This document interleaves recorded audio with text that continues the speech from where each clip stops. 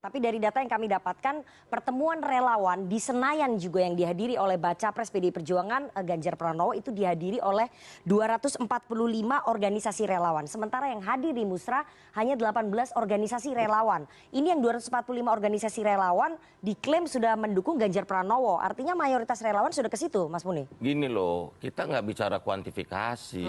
Kita bicara, ini kan inisiator Musra 18 organisasi relawan yang ada di Jakarta. Tapi penyelenggaranya kalau bayangin kalau kita juga melibatkan relawan lokal. Di Aceh kita dilibatkan 15 sampai 20 relawan lokal. Di Aceh. Di Sumatera Barat juga, di Papua juga, di Sulawesi juga gitu loh. Jawa Tengah, Jawa Timur, Jawa Barat, banyak relawan lokal. Yang kalau kita identifikasi kalau kita bikin 30 musra, misalnya ada 30 sampai 50 relawan lokalnya Pak Jokowi, ingat tuh, Pak Jokowi juga punya relawan juga bakal di level lokal. Bukan hanya lokal, gang.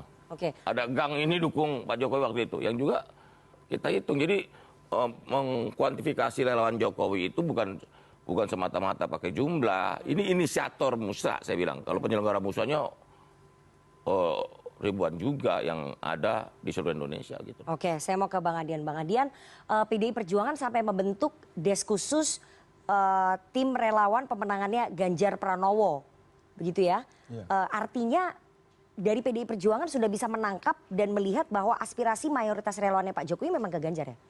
Kalau kita menghitung begini ya, relawan tuh banyak-banyak. Lalu apa alat ukur kita? Kan kita harus buat alat ukur.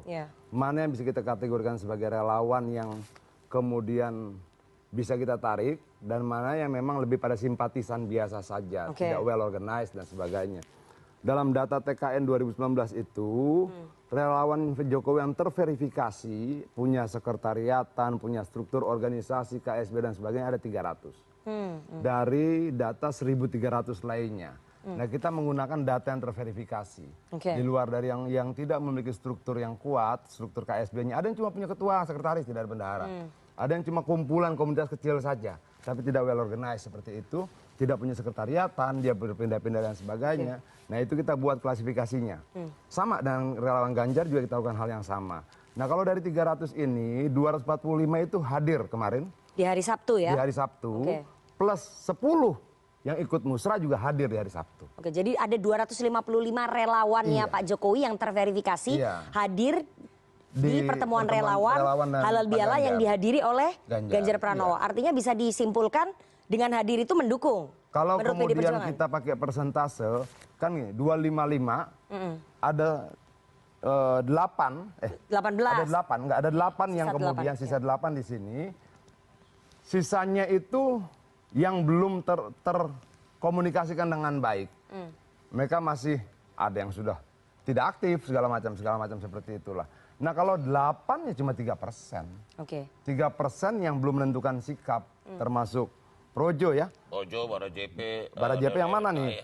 Ya ada yang Bang Sihol, ada yang... Enggak dong, karena begini, kalau di mereka ini agak rumit. Ada yang pro musra, ada yang pro Ganjar, ada yang pro 3 periode. Oke, jadi ada 3 malahnya. Terpecah juga ya di relawan. Di internal panitia musranya sendiri pecah 3 soal sikap. Itu juga harus kita pahami, tapi nggak apa-apa, itu dinamika mereka.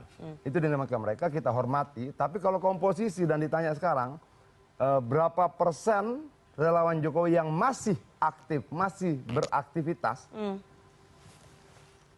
mungkin 95% ikut Ganjar. Oke, itu menurut PDI Perjuangan? Bukan menurut PDI Perjuangan, menurut data kita. Gitu. Jadi kalau misalnya ada orang bilang menurut si A, ya datanya mana, kan kita harus begitu. Itu data yang kita lakukan itu, dan kita terus pendataan. Kalau kemudian relawan yang pergang segala macam, ketika kemudian dia tidak terorganisir, tidak ada pertanggungjawaban kelompoknya, tidak bisa membuat reportase dan sebagainya, ya kita kategorinya sebagai simpatisan dulu.